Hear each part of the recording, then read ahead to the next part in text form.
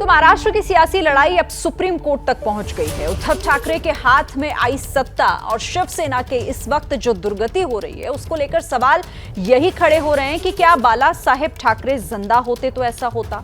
सवाल यह भी है कि उद्धव बाल ठाकरे की जिस विरासत की बात करते हैं क्या वो खुद उस विरासत से दूर नहीं हो गए। इन्हीं जवाबों को तलाश करती हमारी एक खास रिपोर्ट देखिए।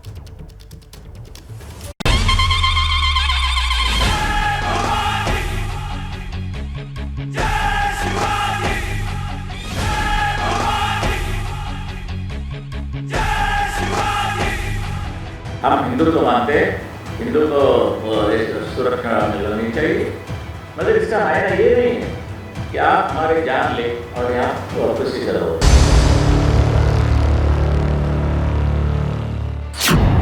भगवा ध्वज, शेर की छाप और सिंह की ये दहाड़। अरे इससे तुमको शिवसेना दिखाई पड़ते, जब हम करते इतना भी हो तो इतना करते। ये थी बाला साहब ठाकरे की शिवसेना। और अब देखिए उद्धव ठाकरे की शिवसेना।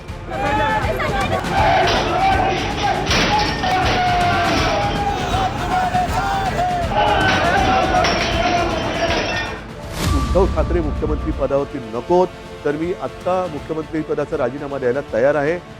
बाला साहेब की एक शिवसेना उद्धव के जमाने में दो फाड़ मच गई। सवाल ये नहीं है कि बाला साहब होते तो क्या ऐसा होता। सवाल ये है कि इस वक्त बाला साहब ठाकरे होते तो वो क्या करते। शेर को पालना मुश्किल होता है और उसकी सवारी करना जानलेवा। बाल ठाकरे ने शेर को पाला तो जरूर, उसे सत्ता तक पहुंचाया भी, लेकिन उन्होंने खुद कभी शेर की सवारी नहीं की। यही साफ दिखाई देती है उद्धव ठाकरे की पहली चूक, जो बाला साहब ठाकरे कभी नहीं करते। हुआ क्या, उद्धव मुख्यमंत्री बने। होता क्या, बाला साहब कभी सीएम नहीं बनते। जिस तरह उद्धव ठाकरे ने खुद के मुख्यमंत्री बनने का ठिकरा शरद पवार पर फोड़ने की कोशिश की है, जिस तरह शिवसैनिकों को संबोधित करते हुए अपने फेसबुक लाइव में उन्होंने सरकार की अगुवाई करने की मजबूरी दिखाने की कोशिश की है, आज ज्यादातर शिवसैनिक यही मानते हैं कि अगर बाला साहब ठाकरे होते तो वो ऐसा नहीं करते। सत्ता की अगुवाई करते हुए मुख्यमंत्री बनना उद्धव ठाकरे की सबसे बड़ी भूल बताई जा रही है। जब बाला साहब ठाकरे थे तब उद्धव ने उनको एक प्रॉमिस किया था कि शिवसेना का फिर से मैं मुख्यमंत्री बना के दिखाऊंगा। तो वो खुद बनना चाहते थे या और किसी शिवसेना के नेता को बनाना चाहते थे, वो अलग बात थी। शायद जिस तरीके से उन्होंने जिस तरीके अपनाए उन्होंने मुख्यमंत्री बनने के लिए, वो शायद बाला साहब ठाकरे अप्रूव नहीं करते, लेकिन जो एंड रिजल्ट है वो उसके ऊपर खुशी भी जताते, ऐसा मुझे लगता है। बाला साहेब की शिवसेना और उद्धव ठाकरे की शिवसेना में कितना बड़ा फर्क है, इसकी बानगी है महाअघाड़ी सरकार। अगर बाला साहेब जिंदा होते तो वो कांग्रेस गठबंधन के साथ कभी महाराष्ट्र में सरकार बनाने को राजी नहीं होते। हुआ क्या, उद्धव कांग्रेस एनसीपी की सत्ता में साथी बने। होता क्या, बाला साहब ने कांग्रेस के साथ सत्ता की जगह पार्टी खत्म करने का उसूल रखा। शिवसेना सुप्रीमो के तौर पर बाला साहब ठाकरे ने गैर हिंदुत्ववादी पार्टी से दूरी बनाना ही ठीक समझा। बाला साहब ठाकरे ने कहा था कि अगर कांग्रेस से गठबंधन करने का मौका आया तो वो शिवसेना को ताला लगाना ही बेहतर समझेंगे। हालांकि 1980 में उन पर ये आरोप जरूर लगे कि उन्होंने कांग्रेस की मदद से जनता पार्टी को हराया, लेकिन हकीकत ये थी कि न कभी कांग्रेस से न पवार की समाजवादी सोशलिस्ट पार्टी से उन्होंने कोई गठबंधन किया, जिस तरीके से उद्धव ठाकरे ने सत्ता में कांग्रेस से साझेदारी की। नहीं, बाला साहब नहीं करते कभी भूल की शिवसेना कांग्रेस और एनसीपी के साथ जाए, लेकिन बाला साहब के पश्चात उद्धव ने ये किया है और उसका एक वो कारण भी देते हैं कि शिवसेना और बीजेपी की जो अलायंस है वो 30 साल से ज़्यादा चली और बहुत बासी हो गई थी, उसमें बासापन आ गया था, तो उसको तोड़ने के लिए ये जरूरी था कि बाहर निकले। ये तस्वीरें हैं अमरावती की निर्दलीय सांसद नवनीत राणा की गिरफ्तारी की। गिरफ्तारी के बाद जेल में बंद रहने वाली राणा दंपत्ति अब जमानत पर है। आज जिस तरीके से हमारे महाराष्ट्र में जो परिस्थितियां निर्माण हुई हैं, एकनाथ शिंदे गुट और बाला साहब को के विचारों पे चलने वाला जो एक ग्रुप है, वो एकनाथ शिंदे जी के साथ में अलग तरीके से निकलकर आज गुवाहाटी में बैठे हैं। नवनीत राणा की गिरफ्तारी की वजह थी हिंदुत्व को लेकर उद्धव ठाकरे को चैलेंज करने की कोशिश। नवनीत राणा ने मातोश्री के सामने हनुमान चालीसा का पाठ करने का चैलेंज दिया था, जिसके खिलाफ एक्शन लिया गया। क्या खुद बाला साहब होते तो ऐसी नौबत आती, क्योंकि उनकी पार्टी शिवसेना ने विपरीत स्थितियों में भी हिंदुत्व पर मरते दम तक समझौता नहीं किया था। बाला साहब अयोध्या में बाबरी मस्जिद को लेकर पूछे गए सवालों पर हर जगह यही कहते थे कि ये एक कामयाबी है, यानी नवनीत राणा के खिलाफ उद्धव ठाकरे सरकार के एक्शन ने उनकी खूब किरकिरी की। हुआ क्या? उद्धव पर हिंदुत्व छोड़ने का आरोप लगा। होता क्या? बाल ठाकरे हिंदुत्व पर कभी नरम नहीं पड़ते। महाराष्ट्र में शिवसेना की सत्ता आने पर मुख्यमंत्री चाहे जो भी रहा हो, लेकिन चली तो केवल और केवल बाला साहेब ठाकरे की ही। बाला साहेब ठाकरे का हिंदुत्व उग्र था। उनका मानना था कि हिंदुओं को सहिष्णु नहीं होना चाहिए। हिंदुओं के सहिष्णु होने की वजह से ही भारत बार बार गुलाम बना।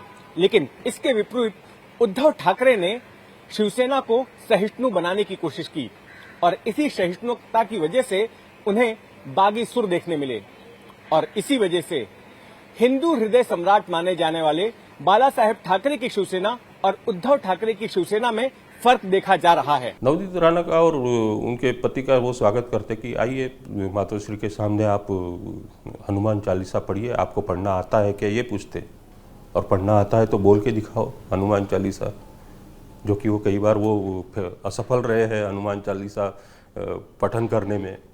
तो बाला साहब अलग तरीके से उनको चैलेंज करते, ये कानूनी तौर से चैलेंज नहीं करते उनके, और उनको उनकी जगह दिखा देते एक आध बार, यानी वो अगर गलत है तो गलत साबित कर देते।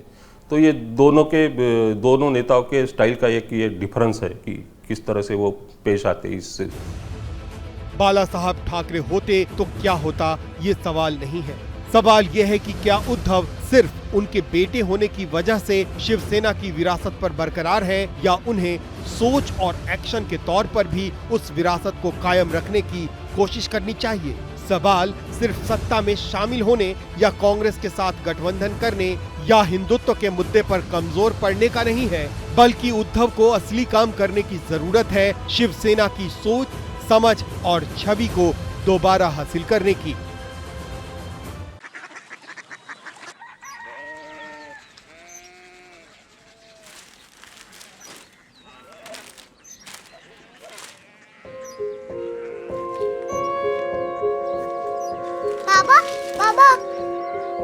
कोरिया सिटी जानिए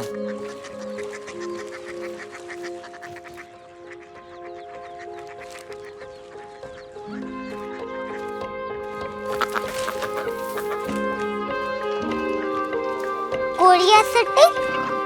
हाँ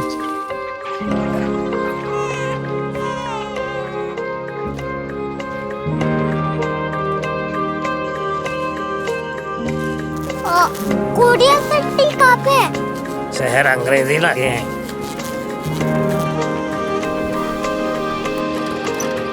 कोरिया सिटी।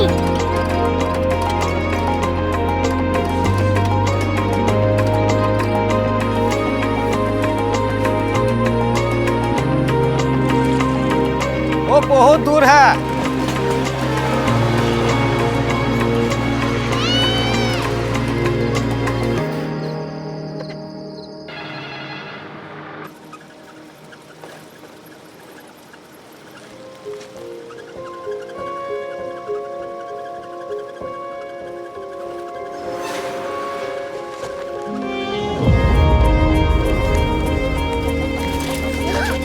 Korea city.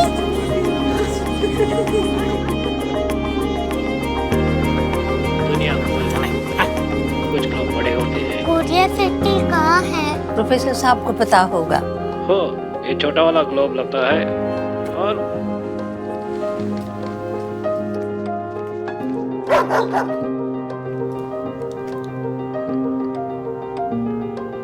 पता नहीं, मेरी बेटी से जाके मिल लो, शायद उसे मालूम हो।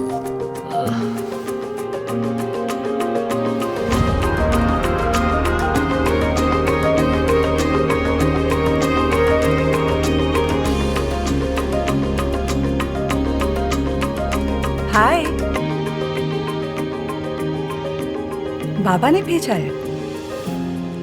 Come here. Korea city. Korea city नहीं, क्यूरियोसिटी। वो क्या? That's what brought you here? जो तुम्हें यहाँ तक ले आया। क्यूरियोसिटी।